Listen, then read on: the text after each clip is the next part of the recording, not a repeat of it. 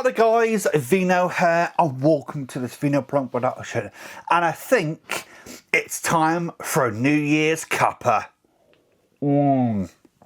Say it with me guys, that's a damn nice cup of coffee. How are you guys doing? Hopefully you are doing really well. I'm doing bloody fantastic, and without any further ado, Happy New Year. I really do hope that all of you guys' 2025s are going to be fantastic, going to be filled with opportunities, filled with possibilities, filled with happiness, and filled with everything that you want them to be filled with. I'm going to adjust my camera slightly because I feel my head is a bit too close to the frame. It's probably going to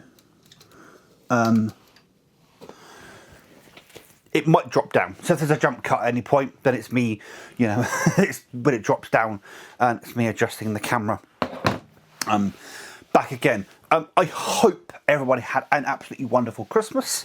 I did actually try and record a couple of videos between Christmas and New Year, but for whatever reason they didn't pan out, the videos didn't go well, or something happened during the video, something along those lines. So I decided just to scrap the idea of doing a video between Christmas and New Year. I thought I would do a New Year's video. So I have spoken about, in previous videos, I've spoken about my New Year's resolutions, basically, and I am going to do a standalone video with them, so I can sort of point people to that video, but I'm going to give you my New Year's resolutions in this video now. So the first New Year's resolution, and it's the same it's been for many years, I want to start playing more games, watch more movies, watch more stuff, get away from watching so much YouTube content. I'll be the first person to admit I'm very much addicted to YouTube, and I'm trying to lower my YouTube addiction. I don't think it's more of a case of wanting to watch more videos or play more games, it's wanting to do things other than watching YouTube. I've even recently started going on walks, even if it's a 5-minute walk to my culvert in my road, just to break that YouTube rabbit hole sort of thing. I spoke about this in a previous video, just to break that cycle of getting in a YouTube rabbit hole. And I've been playing a lot more games recently. I've watched the first 2 series of Reacher, and Reacher Series 3, or Season 3, it's coming out in February. Very excited about that. So that's my first, a resolution, is to cut down on the amount of YouTube that I watch, because I want to do other things with my time other than YouTube. The other one of the other New Year's resolutions that I want to talk about is I'm trying to think how to word this. I want to be less judging. I want to be more accepting. And recently, any of my friends will tell you I'm not one to hold my tongue. It's something that I have done or haven't done, depending on which way you look at it. Have done in terms of I've always said what's on my mind. Haven't done in terms of holding my tongue. I'm not someone to hold my tongue. In fact, completely the opposite. I've begun realising now, as time goes on, there's a time and a place to hold your tongue, basically. Sorry, it's crushed on the bottom. I don't know how that happened, to be honest. It must have dropped on the floor or something, and it's annoying me slightly, but I have just realised it's not as bad as I first thought it was. It's just the front that's a bit crushed. The back is still fine. It's just the front that's a little bit crushed. The rest of it looks okay. It just bugs me a little bit. Anyway, sorry about that. Bit of a distraction there on that one. Yeah. So recently I've been holding my tongue more in different situations. Now I can't necessarily talk about any of those situations on camera, but there's been a couple of situations where something's popped up, and rather than saying something, I've bit my tongue. Almost literally at one point. And I think I was watching some Tested. Adam Savage's Tested during the Christmas break, or just before. And one thing Adam Savage said was one thing that really helped with him and Jamie Hyneman's career in Mythbusters, is he would ask himself, does this need to be sorted now, or will the universe sort it later? And basically what that sort of means is him and Jamie Hyneman were known for bashing heads with each other. And that philosophy that Adam Savage sort of undertook and took on board was, do I need to have this argument now with Jamie Hyneman, or will the universe correct Jamie Hyneman later? That's simply put. And I think that's a philosophy that I have now taken to heart. There's been so many situations where I've wanted to be right in a situation. I know I'm right in some of these situations. However, is it really worth having the argument that that's going to ensue from that? Or is it better just to bite your tongue and let the universe correct that later? And Adam Savage said in this video, not that Jamie Hyneman would ever outwardly admit it to him, but there have been several occasions where he sort of had a bit of a smirk, a gleeful smirk on his lips, because he knows that Jamie Hyneman has learnt or been corrected by the universe rather than Jamie Hyneman doing it.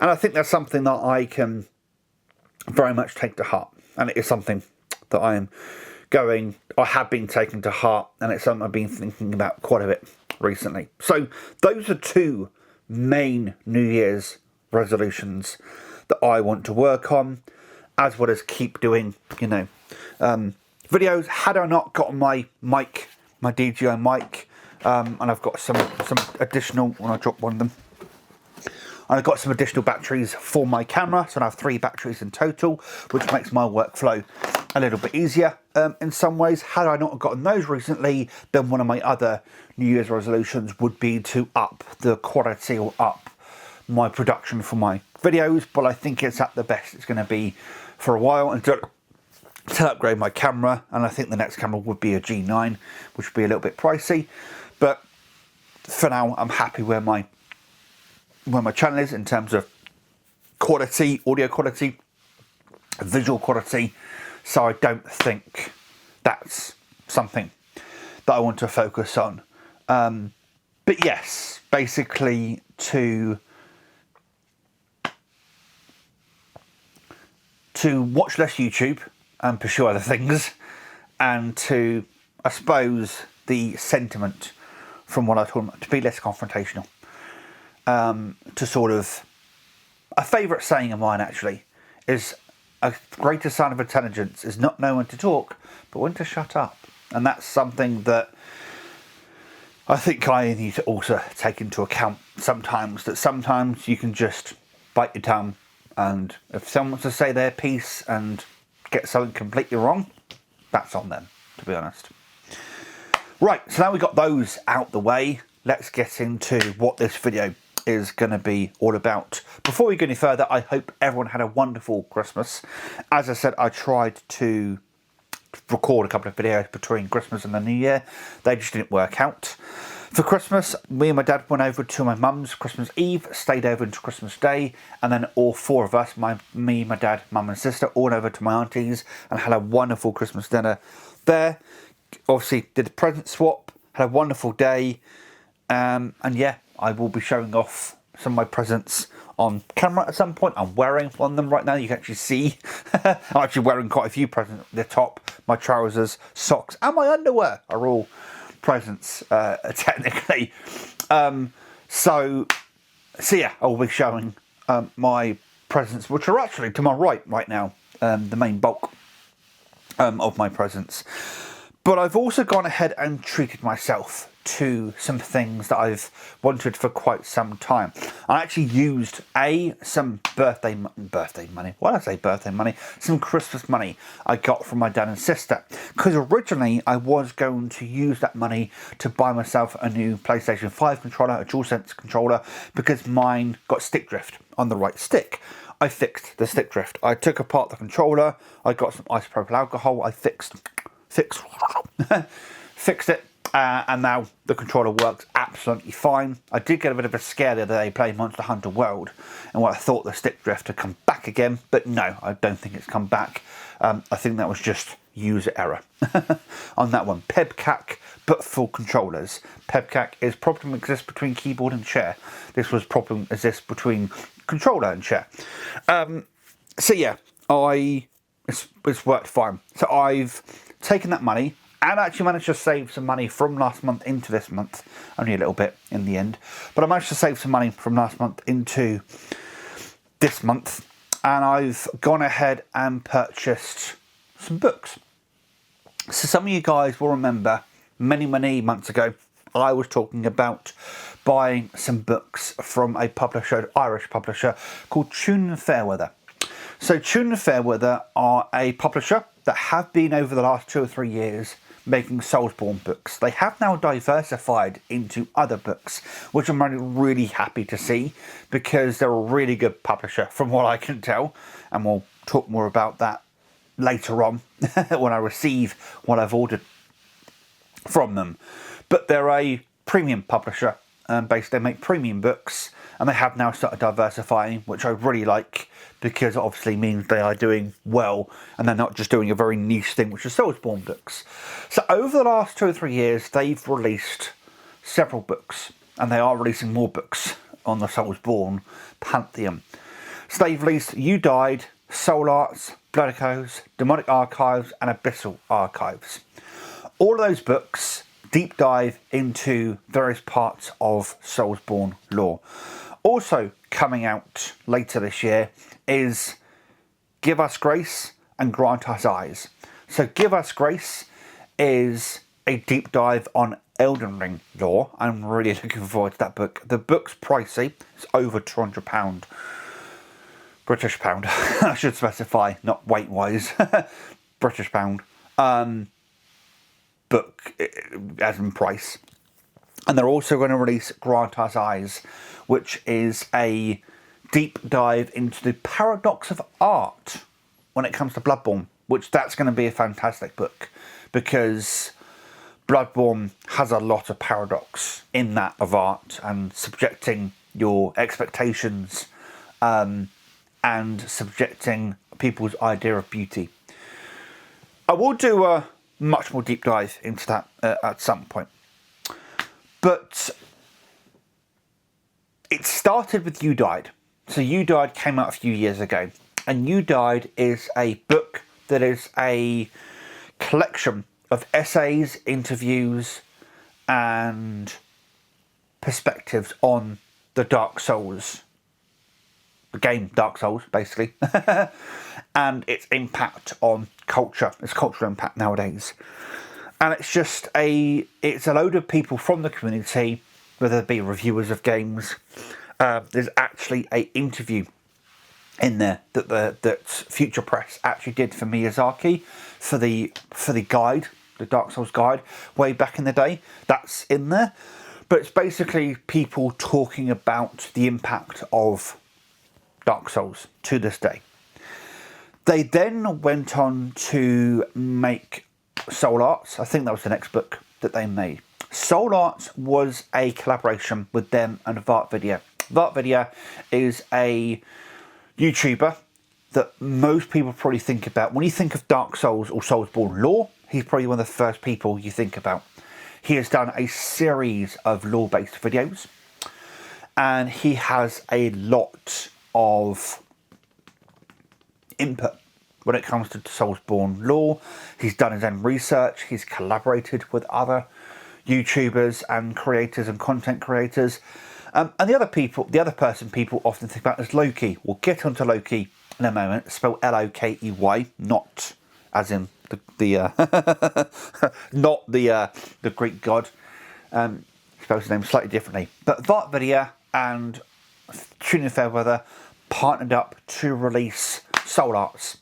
So what Soul Arts is, it's a book that has a load of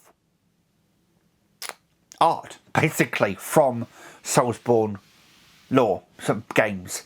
It also includes Sekiro in that book, or Sekiro as it's actually pronounced. So Sekiro is a Soulsborne game. I'm sorry if it's in a book called Soul Arts. Soulsborne being the overall term we use for those games, or I suppose it would be Soulsborne Ring, I suppose would be the technical term nowadays, but Elden Ring, of course, is a Soulsborne game. But yes, Sekiro is in there as well. So yes, Sekiro is a Soulsborne game. Anyway, that's a bit of a that's a hill I might die on one day. Anyway, so it's a collection of art and lore actually about the various games in the Soulsborne. From Dark Souls to Bloodborne to Demon Souls, Sekiro, and I think there might be some stuff in there from Elden Ring. I can't remember when it was released, so it may have been released before Elden Ring came out. But it's basically a bunch of art, and there's a bestiary in there for the various games. So yeah, that's the next book they released. Now I don't know, I think the next book they released after that was Blood Echoes. Blood Echoes is basically You Died, but for Bloodborne. Kind of. It's a deep dive on Bloodborne lore. It's a deep dive on the philosophy of Bloodborne. If you're a H.P. Lovecraft fan, I would also highly recommend you check out Bloodborne lore and that book. I've read some excerpts from that book, and there's a lot of comparisons to Lovecraft. There's a reason for that. The next book that they released, and probably, no, was this the next book? I think this was their next book. The next book they released, and probably their biggest undertaking yet, was the Abyssal Archives. The Abyssal Archives is a monumental 450-page book. Sorry about that, guys. I had a tickle in my throat that I had to take care of. So yes, the next book that they went on to was called the Abyssal Archives, which is a 450-page mammoth of a book that basically deep dives into Dark Souls lore, basically. It's a Loki, who I spoke about earlier, is a long-time lore buff, I suppose, researcher for Dark Souls, and he's one of the main people behind the book. Vart Video was also involved in the book. There's a foreword by Vart Video, and the audiobook for Abyssal Archives is narrated by Vart Video. So if you want to hear Vart Video's wonderful voice, and I must say he has a wonderful voice, read the entirety of the Abyssal Archives, you can. That's something that you can choose to do, should you wish to. But it's a massive deep dive on Dark Souls, and yes, a massive book. They originally released it in hardcover version, and it was very expensive. It was over £200. And they then released a revised hardcover, which you can still buy nowadays. There's 150 quid, just over. They've also now released a paperback or softcover version, which is a lot cheaper. It's like 20 quid, 25 quid. They're actually slowly releasing softcover versions of each of their books. So far they've released Abyssal Archives, You Died and Blood Echoes on softcover, and they're about £25 rather than the £70 to £80 respectively than each of them are. I've gone ahead and ordered the softcover version of Abyssal Archives because with everything else I ordered I couldn't afford the hardcover version of Abyssal Archives, but I will be picking that up very soon in the new year. At some point in the new year. It is the new year, some point this year, I should say. And the last book they released so far is Demonic Archives, which is the same thing as the Abyssal Archives, but for Demon Souls. It's kind of funny it's taken them so long, in a way, to release a deep dive into Demon Souls, because that's the game that started it all. That's the first Souls game. A lot of people forget that Demon Souls came before Dark Souls. Obviously, if you really want to go back, Kingsfield is the progenitor to the Souls series. But yeah, Demon Souls is the first to come. I think they wanted to do it justice. They wanted to give it the highlight it deserves. And yeah, they always released Demonic Archives, which is a deep dive into Demon Souls, the one that started it all. And as I said earlier, they're also going to release later this year Grant Us Eyes and Give Us Grace, which I will be picking up later this year. They're both on pre-order right now. As I sort of hinted at just a moment ago, these books aren't cheap. Each of the hardcover editions are between £50 to £80, depending whether on sale, the book, whatever it may be. And a couple of their books are even more expensive than that. As I said, when they first released the Abyssal Archives, it was over £200. And they're just about to release Give Us Grace soon.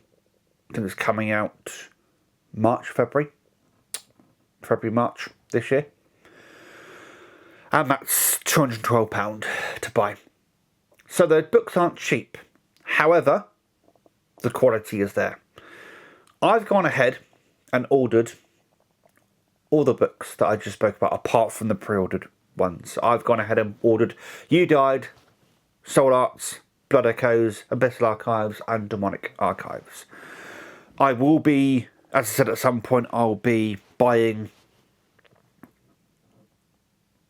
brain fart. I'll be buying the hardcover of the Abyssal Archives. But I think the next one will be to pre-order both Grant Us Eyes and Give Us Grace.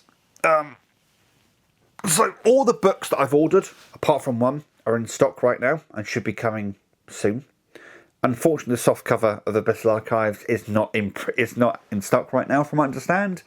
There's another print run happening in February, I believe it is. So I might have to wait a month or so before I get Abyssal Archives.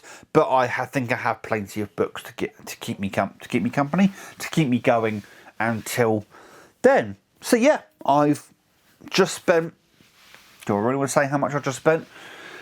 £276 on all of that. If you spend more than €250, because I said they're Irish, you do get free shipping. So for shipping is £13 standard. It's just flat rate. They just do a flat rate shipping cost no matter where we are in the world. And if you spend more than €250, then you do get free shipping. And I did get free shipping, obviously. It's kind of why I decided to purchase so much stuff from them, so I could get free shipping. So yeah, those are arriving very soon, and of course there will be videos on those. Until next time, guys, please take care and enjoy the rest of your day. Ta-ra!